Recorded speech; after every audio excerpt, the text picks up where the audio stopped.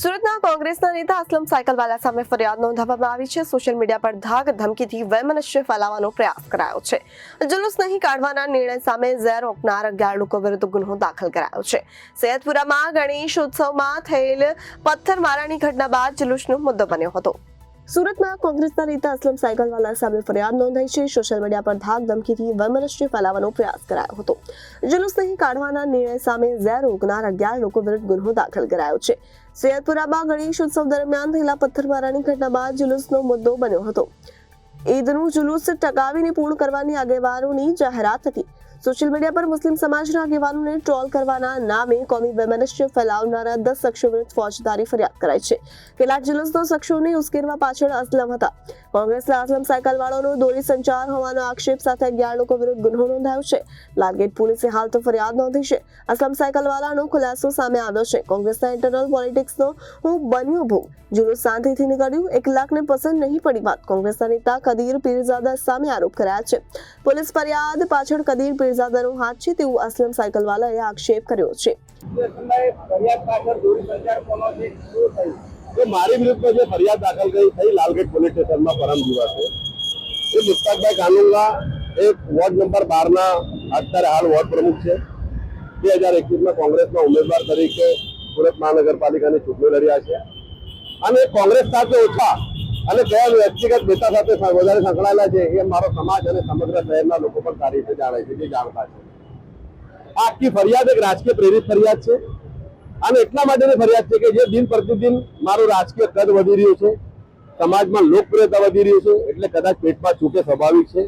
પરંતુ મેં ગઈકાલે પણ મારી પોસ્ટ કરી તો હું તો જાહેરમાં કહું છું કે ડરતી મારી નેતાને અલ્લાહ સદબુદ્ધિ આપે, સદભાવના આપે અને મેં એમને હિદાયત આપે કે મારી હંમેશા પ્રાર્થના રહી છે અને હંમેશા કરતો રહીશ। મારા વડીલ છે।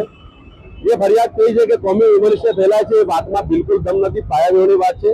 અસલમ સાયકલવાલાએ એના રાજકીય જાહેર જીવનમાં ક્યારે કોમી વિમર્શ ફેલાવે એક શબ્દ કાનો માત્રાનો પણ ક્યારે બોલ્યા નથી કે ક્યારે ઉચ્ચાર્યા નથી, ક્યારે લખ્યા નથી।